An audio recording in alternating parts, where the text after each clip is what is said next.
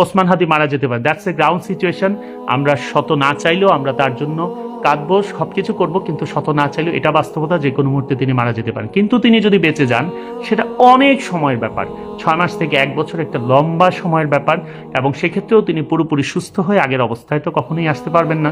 তো কাজে আপনারা খুব শুধু দোয়া করতে থাকেন যে আল্লাহ যেন তাকে একটা মোটামুটি একটা অবস্থায় যেন আমাদের মাঝে রেখে যান, যাতে তার দিকে তাকিয়ে হলেও আমরা তার যে আদর্শ সে দিয়ে গেছে এদেশের মানুষদের জন্য, ওই যে বললাম 1 হাদির জায়গায় অসংখ্য হাদি তৈরি হবে, সেটা যেন হওয়ার চেষ্টা করে। যদিও মেধার দিক থেকে that is very much questionable.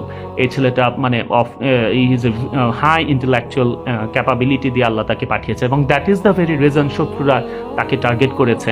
এইটা হচ্ছে সবচেয়ে দুর্ভাগ্যের ব্যাপার।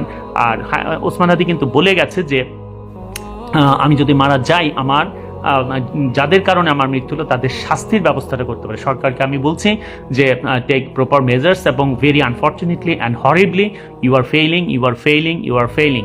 আপনারা চেষ্টা করেন এদেরকে ধরার জন্য, এবং দৃষ্টান্তমূলক শাস্তির ব্যবস্থা করতে হবে অ্যাজ আর্লি অ্যাজ পসিবল, খুব দ্রুততম সময়ের মধ্যেই।